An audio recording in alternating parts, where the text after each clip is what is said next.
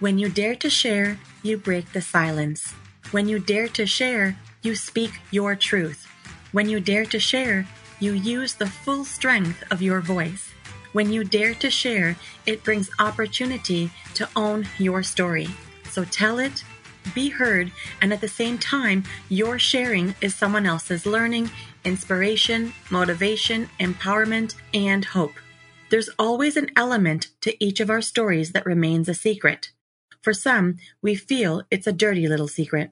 Dare to share your untold story exposes these secrets in a welcoming and positive way. I encourage each of you out there to dare yourself to share what is yours to tell. When we dare, it is the courage to do something really important. Let this be a vow to each and every single one of us that we take risk, we brave, confront, and face what is, while inspiring and empowering all communities. So let's break that silence and tap into mental beauty. This is Salima Jadabji, your podcast host, a practicing social worker, and your mental wellness connoisseur. Welcome to the Dare to Share Your Untold Story podcast, episode number 97. The Identity Crisis Beyond Color of a Queer South Asian Man who learned to set himself free. To all my fellow listeners, before we get started, I'm just dropping in a note to give you a heads up that this podcast might be emotionally triggering for you. We do invite guests onto the show who share openly about extremely difficult life moments with exposure and impact of what the struggles have been like. The intensity of each episode could have a variable impact on your emotional and mental well-being based on your own personal story. If at any point the topic becomes uncomfortable or upsetting to you in any way, please do not pressure yourself to listen. Instead, be kind to yourself, do some self-care, and perhaps give another episode a try. Today, I have the pleasure of introducing our courageous and daring guest, Farhan Dalla.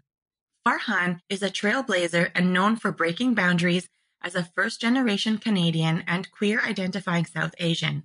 He's a graduate of McMaster University and a physiotherapist with a history of over 15 years of clinical practice and has worked with some of the world's most accomplished athletes, including world record holders and members of the Canadian Olympic team. He established himself as an international fitness presenter, Canadian Reebok master trainer author, and appeared for 7 seasons on the hit show In Shape with Sharon Mann on the W Network in Canada and Fit TV in the United States. He has appeared on several Canadian shows such as Canada AM and Healing Yoga, and was the subject of a documentary series that featured him as a Canadian South Asian with a unique career. A recent highlight of his career includes worldwide recognition in Hollywood and Bollywood for notably personally training multi-award-winning actresses. Farhan was awarded Canada's Best Fitness Instructor in 2010 and has recently added podcaster to his list of credits. Well, hello there. Welcome, Farhan, to the Dare to Share Your Untold Story podcast. Hi, Salima. Thank you for the warm welcome. Oh, it's lovely to have you. Farhan, it is so great to have you as a guest on the show today. I am really excited. Well, thank you. I am too. I got to tell you, I spent my morning preparing. I got up early, went to the gym, did my meditation. I love that you prepared so much. I really am grateful. Not only have you prepared so much from what it seems like, but just this willingness of yours to be here and to tell your story and get down and vulnerable with me. You know, I've said this to guests before, how I'm truly humbled when guests are able to show up in their vulnerability and, you know, allow me to tap into their vulnerabilities, right? Because from that, we're able to draw on strength and insight and inspiration. It's really incredible what I get to witness in this space. And I hope that together we can take that stance today to further help breaking barriers of mental stigma. Yes, and thank you so much for giving me the opportunity to be one of your guests. I've had the opportunity to listen to previous episodes, and you're doing a wonderful thing with this podcast, the messages and the stories that people are sharing. So I'm very excited and nervous to share mine today with everyone as well. Well, thank you so much for that feedback. It's really nice to hear the impact that the podcast is making, because it's really something that I am passionate about, for people to learn from each other and hear from each other, and also just feel not alone, right? That their Mm, story matters and that they can be witnessed. And even though you are taking the steps towards vulnerability to be here, I'm really gracious. thank you. You're welcome. And in case you're still wondering, though I have some doubts that you are, but the podcast really, it is all about bringing forward untold stories that people go through, whether directly about a mental health struggle or something else. And what we know is no matter what the story is about, there is impact on one's own mental health in some way, which remains tucked away. And so this platform that's been created, it serves in a way to break the barriers of mental stigma that have been conditioned in our society. So, as you know, my hopeful mission is really for both of us to encourage people to share and tell what people typically have reservation to express. And so I'm continuing to bring forward a trend, and it's called the mental beauty rethink. So, for yourself, Farhan, what immediately comes to mind when you hear this phrase, the mental beauty rethink?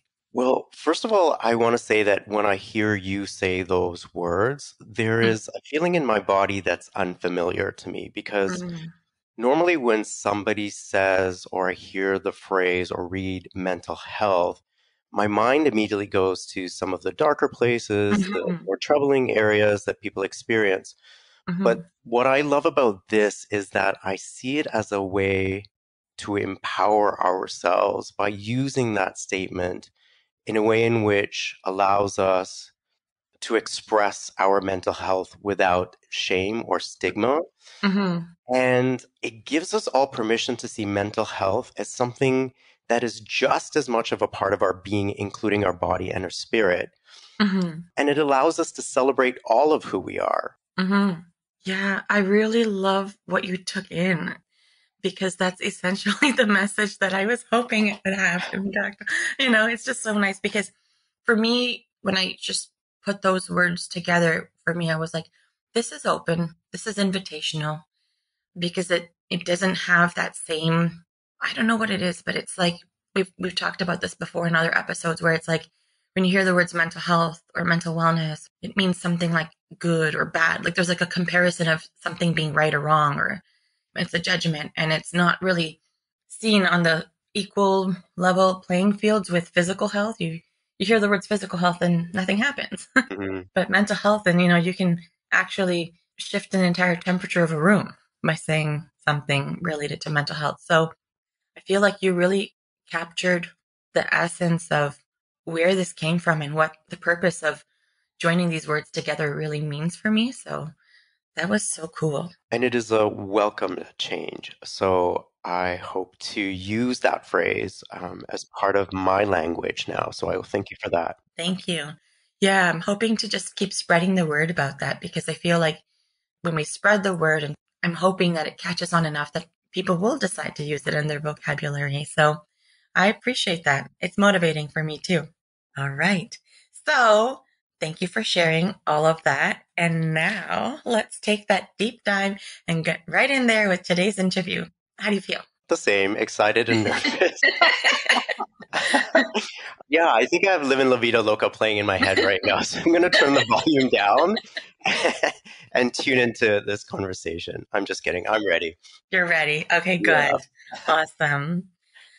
All right. I always invite people to just allow themselves to get comfortably uncomfortable and know that the conversation can be just perfectly imperfect. Okay. hmm Those are two dare to heal models. All right. So let's get started then. So Farhan, give us the newspaper headline of how you would title your untold story. How would it read? Unapologetically gay and Indian on my own terms and in my own words. Mm. Say it one more time. Unapologetically gay and Indian on my own terms and in my own words. Mm. Unapologetically gay and Indian on my own terms and in my own words. This question has really given me an opportunity to reflect back on a moment in time where there was another headline in a newspaper involving myself that I had not written. And it's given me an opportunity to have closure from that experience. So, very briefly, it was 2003, and I was invited to a queer South Asian event. Okay. It was an event called Funk Asia. At that time, I wasn't really out, and there was only a few people that kind of knew. And so I was Okay. very strategic about where I went, where I socialized, trying to keep this big secret, though it wasn't a really Right. big secret. Nonetheless, Hmm. I was in a public space that I thought was a safe space. And keep in mind, at that time, people didn't have cameras on their phones, right? So Right. there was no videos and whatnot. And I was just Right. told I had to escort her to the cake for the cake cutting ceremony. And when I did that, all these cameras and videos came out Oh and my. started Okay. taking pictures, right? So that was a very nerve wracking moment. So I was caught in a situation that I was not aware or prepared for. Right. And the next day I contacted the organizer and I said, so who was there taking pictures and videos? Well, to my Hmm. surprise, it was the Toronto Star, the Globe and Oh. Mail, Oh my Much goodness. Music. And Hmm. so a week later, I was teaching a spinning class, and one of my participants said before the class started, hey, by any chance, were you at this event called Funk Asia? And I was like, what are you talking about? She goes, well, I saw a picture of you in the paper, and I knew right away it was you. And she said, I have a copy of it. And I said, can you bring it? She said, sure. So while she ran to the locker to get the newspaper, I had to start the class. So I had 30 people in front of me. Hmm.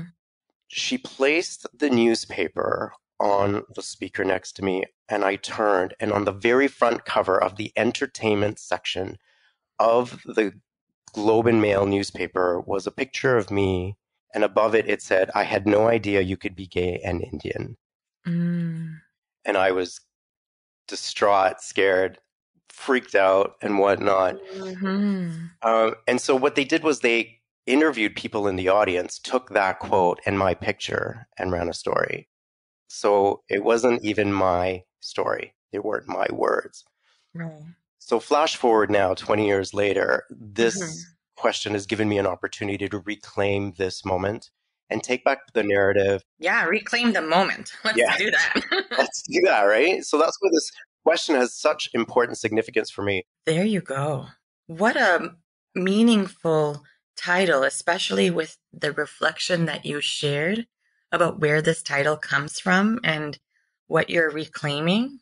That is wonderful.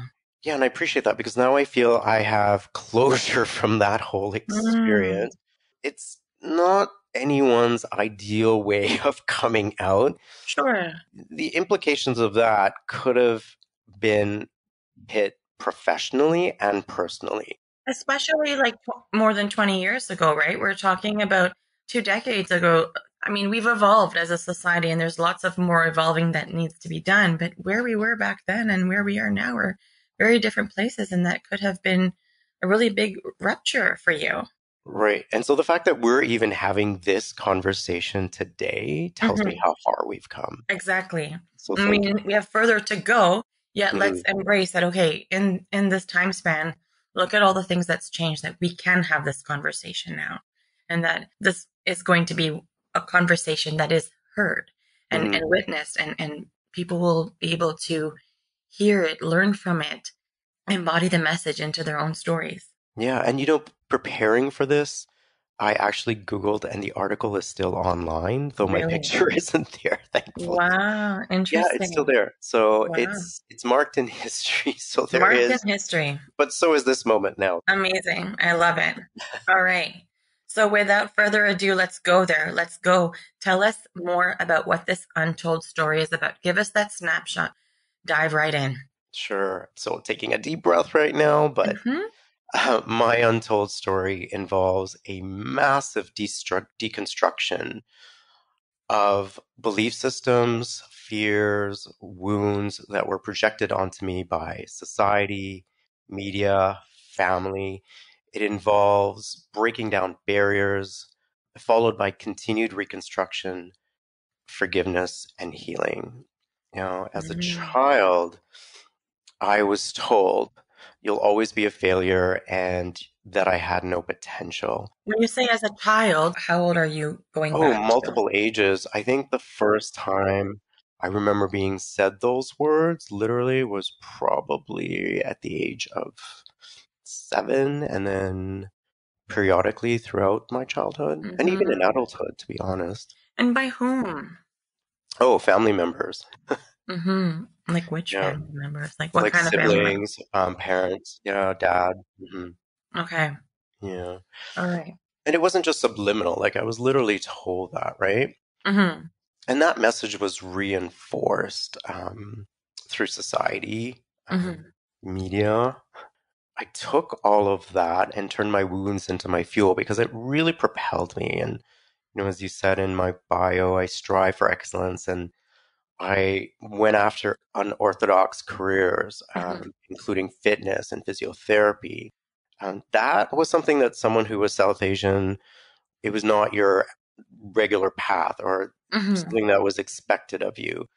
And so there was discouragement along the way as I was striving for that. But despite that, I was able to get on the Canadian Reebok Master Trainer team, Mm-hmm. become an international fitness presenter, author, Mm-hmm. ended up on television. Yeah, like you really chose the path less chosen, despite hearing this message, such a negative message that really how it would have affected you to hear that message, Hmm. by people who are your blood, right? Like Yeah. who you're supposed to be able to feel lifted by and safe around, and you still chose the path less chosen. Not even less chosen, but unchosen. Because if you go back 30 Yeah. years, name one person that Hmm. you can think of that had a prominent, thriving career You're in right. fitness or physiotherapy. There was no Hmm. role models for me at all.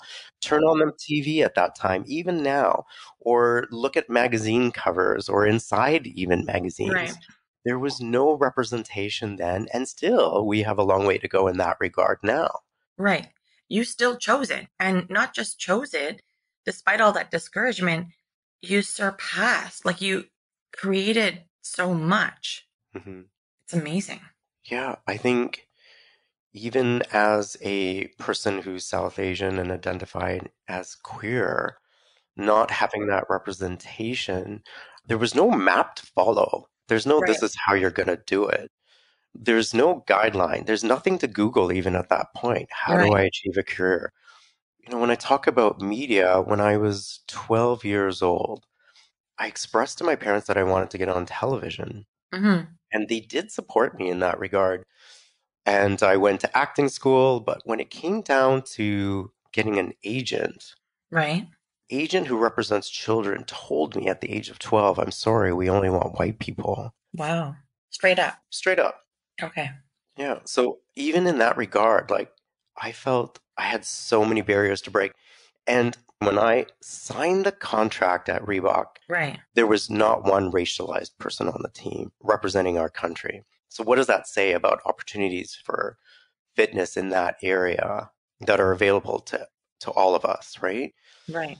And I left that meeting thinking, it's done. There's no way this is going to happen Right. because they didn't understand the history of what I'd faced. Hmm. They had no idea of what a racialized person faces in terms of representation in television and media, let alone people trying to get on their team. Right. And I think this is when I first realized that there is a divine plan for me because within 48 hours after that meeting, I got a phone call from two casting agents Oh, wow. who had seen me on a fitness website. Right. I thought, this isn't happening. Like two casting agents called and asked me to audition for two shows. Hmm. And one was In Shape with Cherry Man. Initially, I didn't get the opportunity because they went back to that agent and said, we actually were thinking of hiring a black person. So how confusing is that for you at age 12 to first get that message of we only want white people, you're not white, and And now I'm not black. now you're not black. So my agent at the time was amazing and she really went to bat for me. And Hmm. so I had to audition a second time privately Hmm. and then I got the part. But Okay. it was reinforced again to me how much harder I have had to always work, how much harder I've had to always prove myself, how much Hmm. harder I've had to make sure that I am seen, that I'm heard, and that there's Hmm. just absolutely no room for imposter syndrome. Hmm. That's a lot of persistence, my friend. yeah, but here I am. Like, You when I are think here. back about the incredible opportunities that this presented, because it took me around the world as a Reebok trainer. I taught workshops in Tel Aviv, Israel. Mhm. And I remember looking into my audience, and there were Christians, there were Arabs, there were Jews, everyone. And I taught workshops in Australia. And I remember teaching this yoga class in Darling Harbour in Sydney, and the sun was setting behind me. And Wow.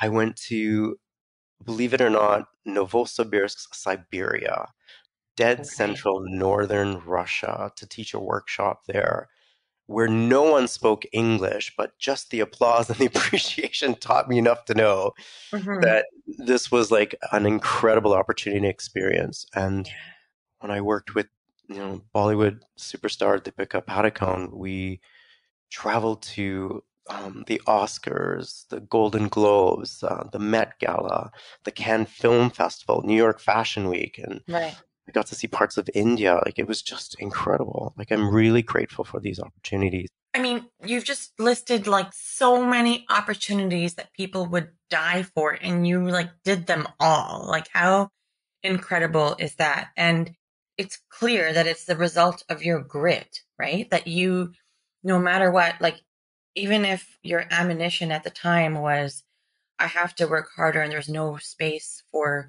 imposter syndrome. I'm just curious, can you speak more about like some of the challenges that came your way? So when you told yourself I have to work harder, I have to do more, how did that show up in your world? What did it look like? Mm.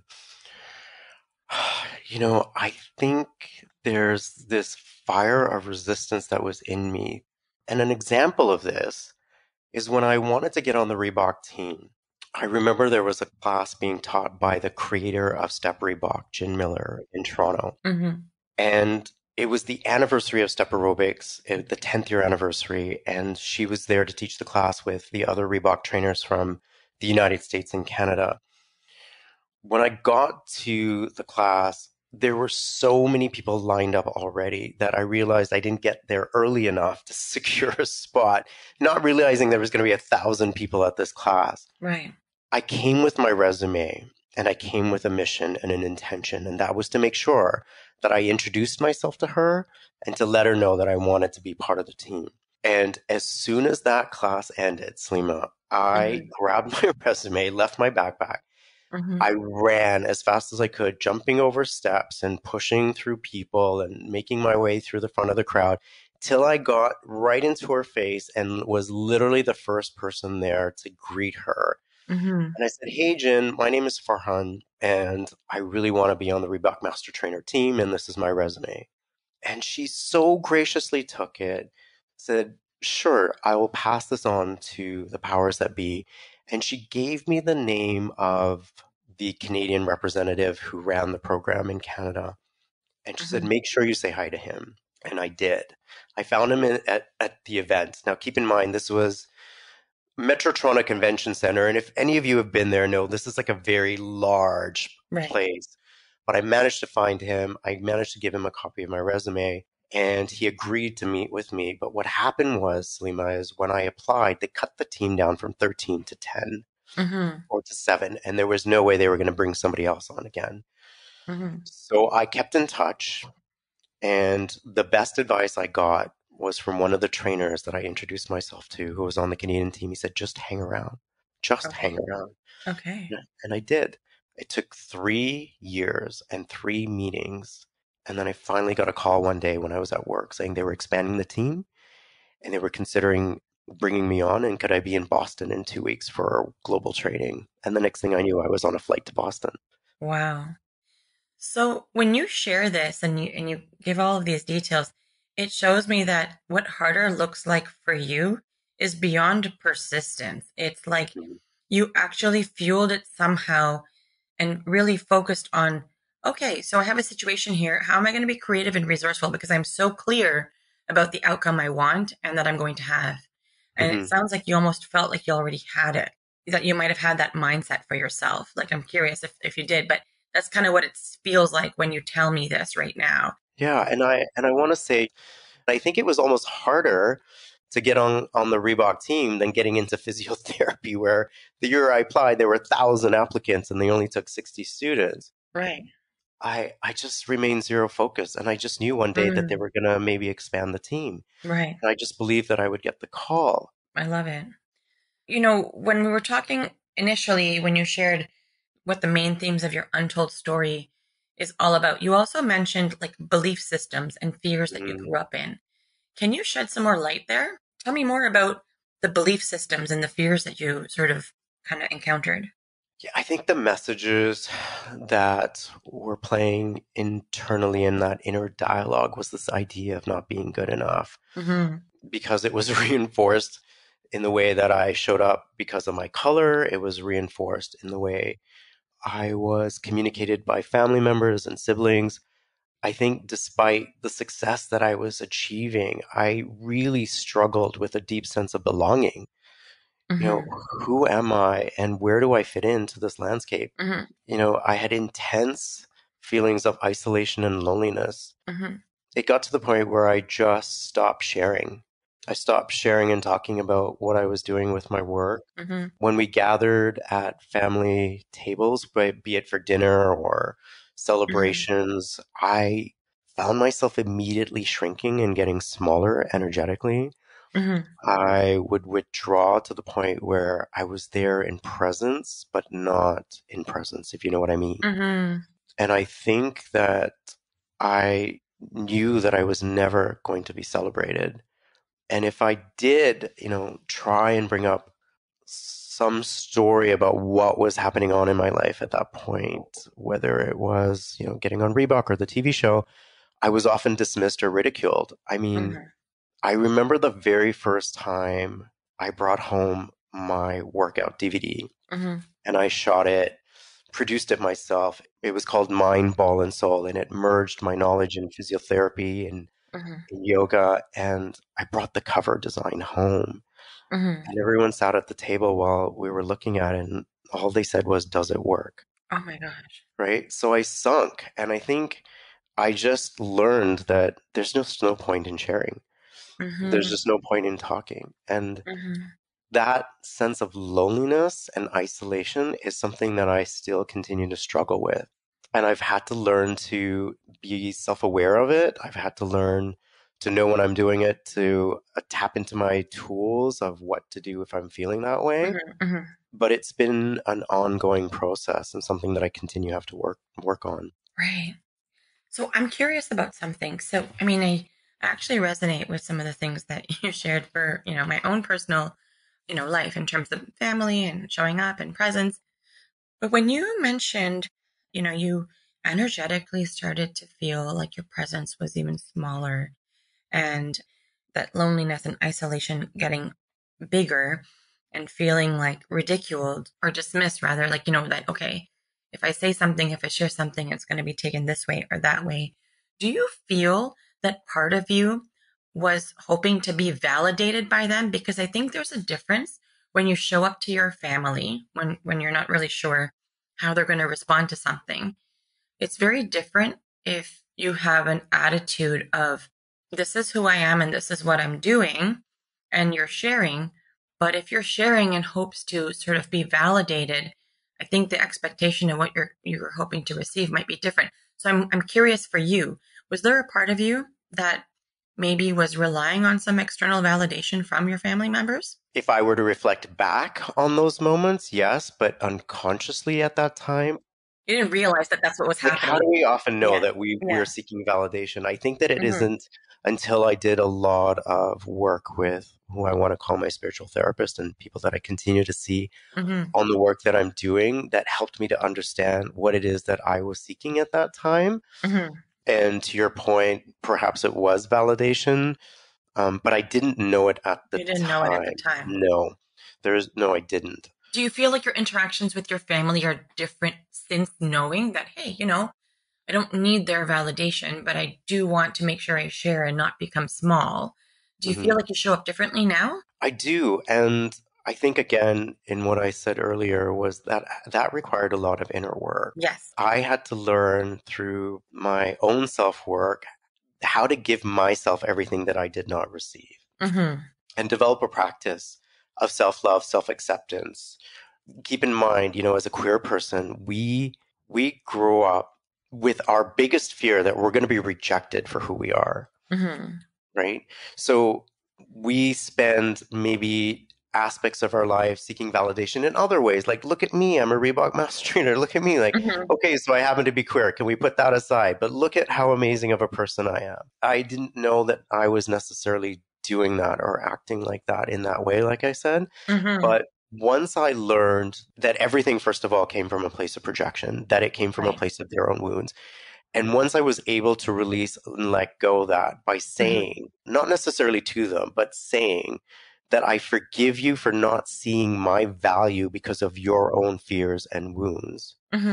Once I was able to say those words, I let it go. And now how I show up is very different, because if I want to share what's been happening in my life, I do. If I don't want to, that's fine. But I'm not doing it now in the hopes of getting validation or approval.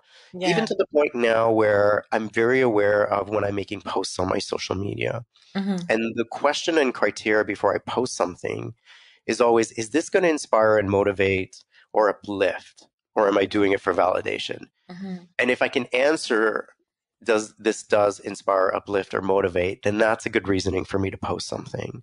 Right. And I'm very much aware now of how I show up. And I sort of have these filters on that remind me of my old self, of am I going down that path again?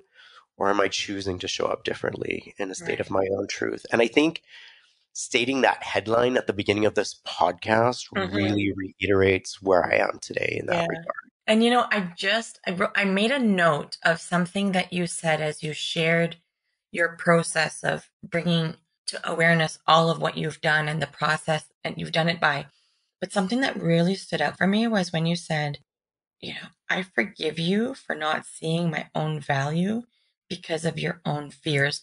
That is such an important piece, not just for you, but I think for people in the audience to hear this, because sometimes we're just so hopeful that we'll be seen in a certain way. But sometimes we're contending with other people's fears, right? So we're contending with other people's insecurities or other people's mindsets or narratives. And we really can't compete with it because we also can't control it, right? And we can't control the timing of other people's healing and what their healing entails. But we also don't need to be brought down as a result of it. Yeah, and I think that when I realized by saying that I was letting go of the ownership of how that made me feel, just liberated me and made me also realize that it had nothing to do with me. It had nothing to do with me. I also wrote a statement of forgiveness for myself for ever believing that anything that was said about me was true. And I took ownership of that as well as part of my healing process. Can you share? Sure. So fascinating. And this is the thing that was brought to my attention by my spiritual therapist, is that my reaction had everything to do with my experience. Yeah. And if I had a trigger to what something was said, whether it was a backhanded comment, or something to bring me down, something to poke fun of the way that I looked, either on TV or in a magazine by a family member, or like I said with my video. Right. If I was having a reaction that was not positive, then that was a reflection of me needing to do inner work, in that there may have been a part of me that actually believed that what they said was true.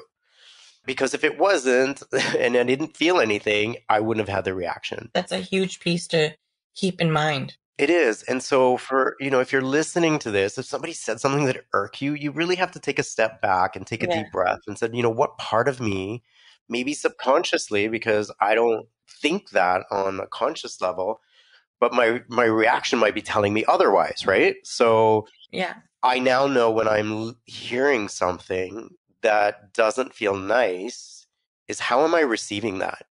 And if I'm triggered by it, then I immediately go into that statement of forgiveness for myself, where I forgive myself for ever believing that any of that is actually true. and how I've chosen to reprogram, in addition to the things that I mentioned earlier about giving myself all the things that I did not receive, that Mm-hmm. self-love, that Mm-hmm. self-acceptance, is at the very start of the day when my eyes open, I say a prayer of gratitude for the day. But Mm-hmm. then the first thing that I do when I see myself in the mirror is I look into my eyes and say that I love you. Sometimes I'll give myself a high five. If I need a hug, I'll wrap my hands around my heart and I will give myself a hug. Mm. And I've been taking responsibility and ownership for allowing all that it is that I need and all it is that I wish to receive by giving it to myself. Mm. Yeah. I mean, it sounds simple, but it's not. And I am in such a state of awe and admiration right now to hear this process that you've cultivated for yourself. It's so wonderful. You know, it's an ongoing process. You're right. It's not easy. It is ongoing. It's like hygiene, right? You don't just take one shower for life, right? Like, you know, it is ongoing. And so, but the fact that you've created this like protocol for yourself, it's like a routine that this is Mhm. something you wake up with. There's things that you do, just like people wake up and then brush their teeth. Like nothing can kind of get in between this. It seems like this is pretty embedded into your world now. It is. It's like you said, showering, flossing, brushing my teeth. Yeah. The other aspect of all of this that I really had to get used to the idea is making sure that the intention behind every action Hmm. was rooted in self-love. And if it wasn't, then I needed to ask myself, why am I doing this? Hmm. Whether it's going to the gym, am I doing this for self-love? Or is it because of, I don't know, what I ate yesterday? Am I doing this for self-love? Or is it because I don't feel good about who I am in this Yeah. moment? Like everything comes from a conscious effort, and I Hmm. don't always get it right. And it's not about getting it right, but it's about being intentional. Yeah. It's just about being intentional. And it Yeah. is a daily practice. It is part of my spiritual practice. And it is what has just become a natural part of my existence and being. I love it. I try to make sure, even when I'm cooking, that this is an act of self love, that the food that I'm putting in my mouth is going to be providing me with nutrients and the energy that I need and help me reach my fitness and physical goals. I Right. actually stir my food with conscious love. When I'm Yes. cleaning my house and I'm mopping and I'm dusting, I state this is a home that is blessed. This is a home that is always welcoming. This is a healing space. Yeah. This is a place that gives me a hug when I walk into. All the things Amazing. that I never felt in the home that I grew up in, I'm Right. putting into the energy of where I'm living. That's beautiful. So, Farhan, when people come to see me for therapy, individuals are typically in one of three places. Some people are getting started in their journey, trying to kind of figure out where they need to even start in talk therapy. Some people are in the middle where perhaps they're actually facing something acute, knowing that it's accumulated with other things from their past. Some people are looking back, either they're wanting to do some personal growth, so they're ready to look back at past traumas and grief and childhood pieces of their life, or people are just ready, they're just feeling like, okay, I can work on this now. I'm able to give myself this time and space. So for yourself, where would you say that you are on your journey in terms of your untold story? Would you say that you're getting started, in the middle, or looking back? I love this question, and to be honest, I feel like it's a bit of all three. But you can't really be in all three places at once, Farhan. So if you were to pick one based on where you are right now. If I had to pick one, Yeah. okay, so the backstory of why I would say that now is that I unexpectedly became a caregiver Hmm. to my mom, and that required 5 years of not working, and we went through lockdowns and not being able to expose her to external environments because she was high risk and elderly. Hmm. So I became her primary caregiver. Hmm. In 2020, she transitioned. We were still in this area of lockdowns at that Yes. time. Like COVID lockdowns, right? Like Yeah, all COVID the. lockdowns and Hmm. whatnot. And so since that time period, I had have had to recreate my entire life. Right. Professionally, personally, everything. As a caregiver, I wholeheartedly gave up work, was not able to have a personal life and whatnot, and lived with her. I've had to start all over again, every aspect of my life, including Mm-hmm. going back to work. I hadn't worked for 5 years, and I Mm-hmm. just recently went back to clinical practice as a physiotherapist. Mm-hmm. And aside from having to go through a very deep grief journey, which I'm still in and will continue to be, because I think grief is a lifelong journey, Mm-hmm. I'm in a space of recreation all over again. What does life look like for me now, Mm-hmm. professionally and personally? I'm in this space of creativity, having to rediscover what are my passions, what do I love, because I wasn't able to be in a space of doing what I passionately love to do because I dedicated all that I am and everything that I am to my mom. Right.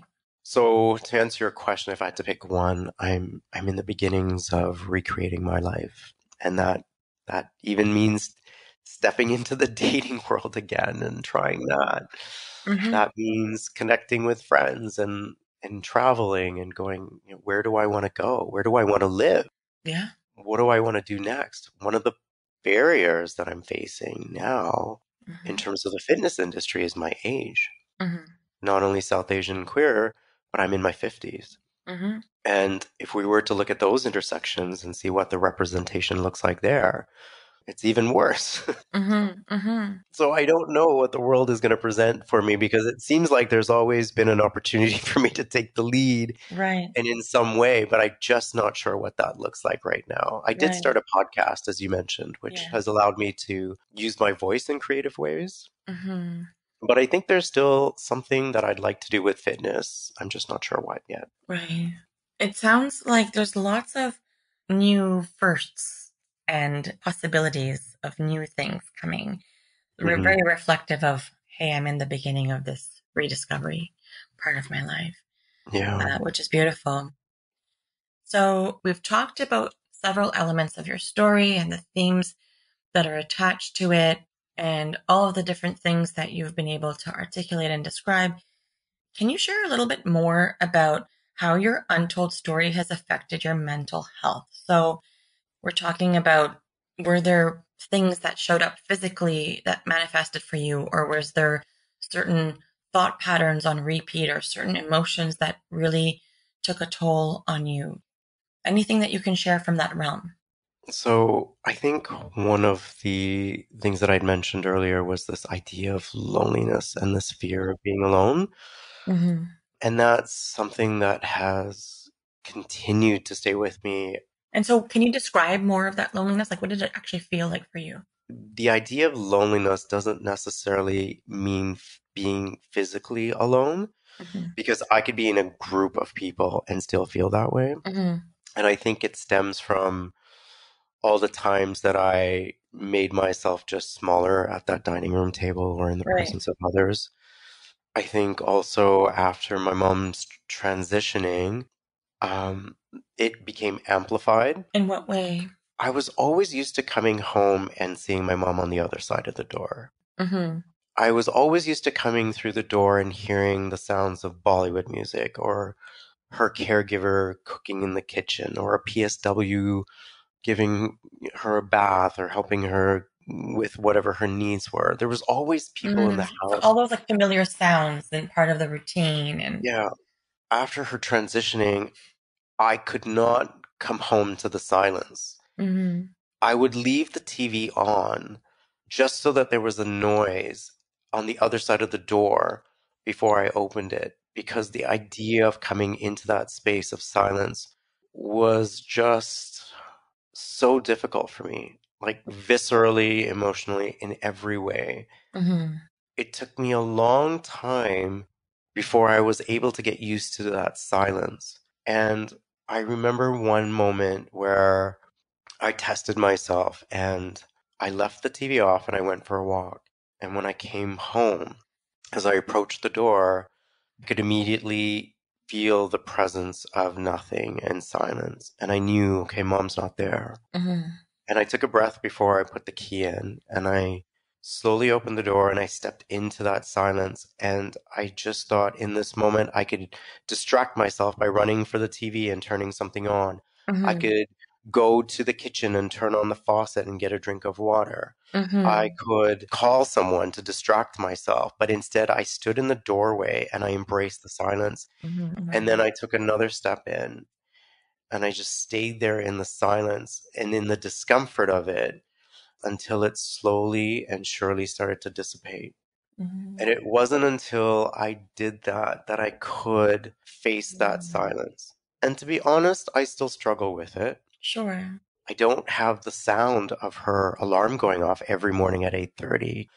The sounds of her when I leave saying, "Have a good day and have fun." She would always say that every day.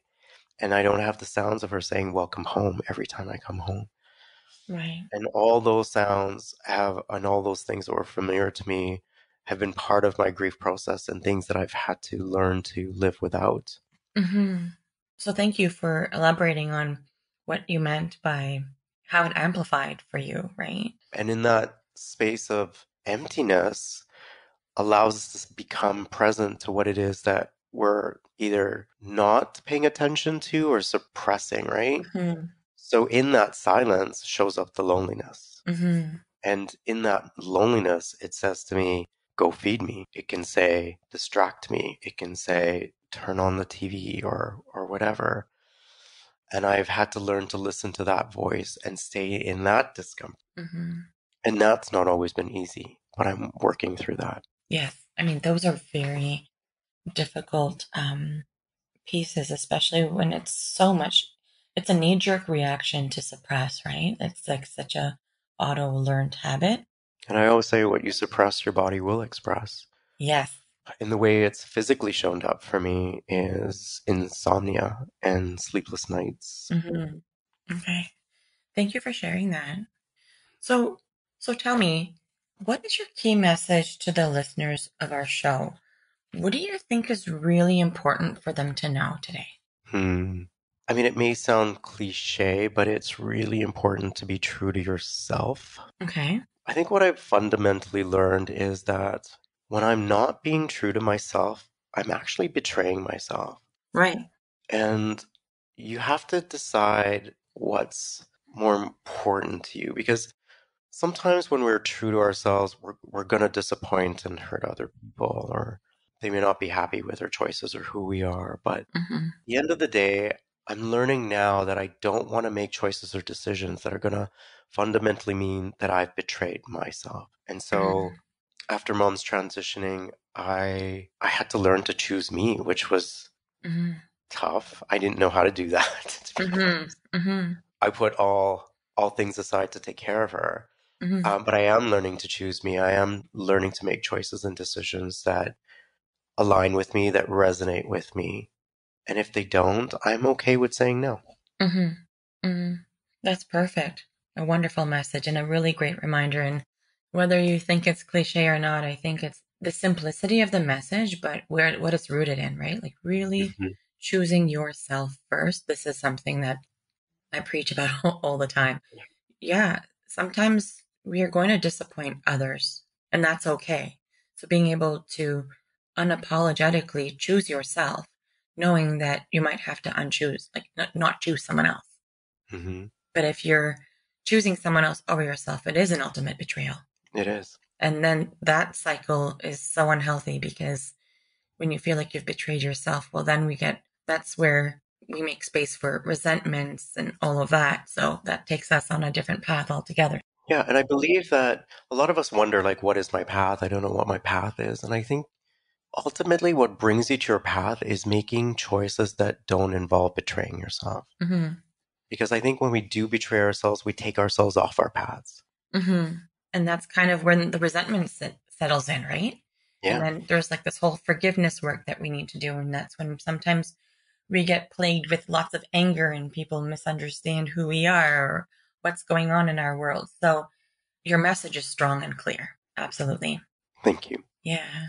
All right. So I'm really curious about what was game changing for you in terms of inspiration that's close to you that reflects your untold story. Was there like an inspirational quote or book or speaker or event or something that really sparked for you?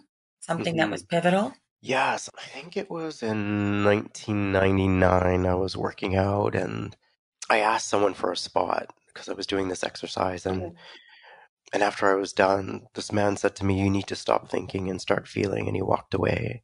And I said, "What?" Mm-hmm. So I went out and I asked him some more questions and I said, "What are you talking about?" And I maybe he saw something in me that needed awakening because that's the Mm-hmm. word I can think of now when I look back on that experience. But he referred me to a book and I immediately went and got it. And it was by Marianne Williamson. Mm-hmm. And it's called A Return to Love. And Mm-hmm. there is a quote in there. It's a short paragraph that I'll share with you that was life changing, that was reflective on our entire conversation. Okay. And it says, "Our deepest fear is not that we are inadequate. Our deepest fear is that we are powerful beyond measure. Mm-hmm. It is our light, not our darkness, that most frightens us. We ask ourselves, who am I to be brilliant, gorgeous, talented, fabulous? Actually, who are you not to be? You are a child of God. Your playing small does not serve the world. There is nothing enlightened about shrinking so that other people won't feel insecure around you.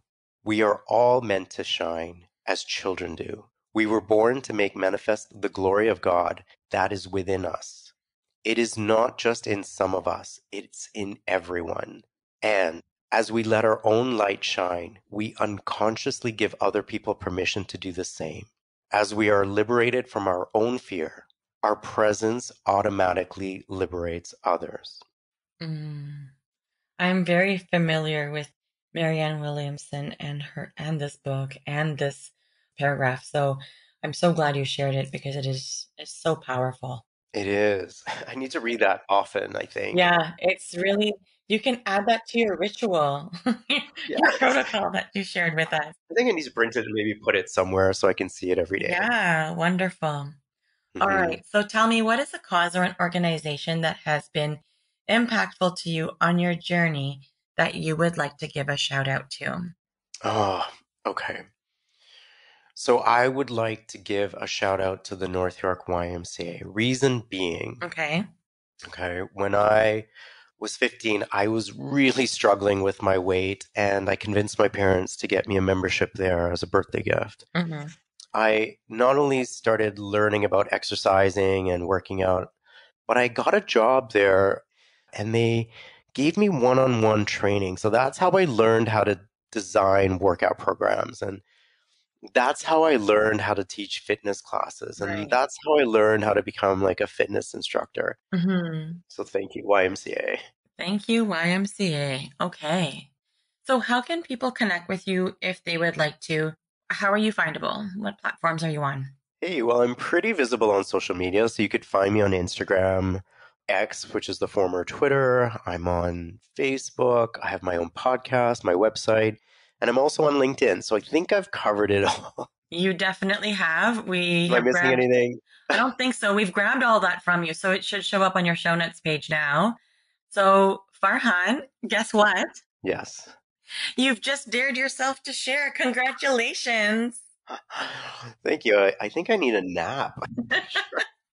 Well, before you nap, let me just say, Farhan, I really would just like to take a moment to express my gratitude for the deep story shared in this space today.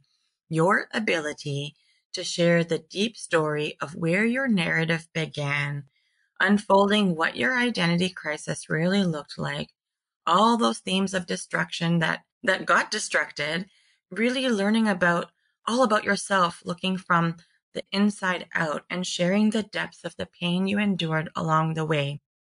Your story is definitely meant to be heard.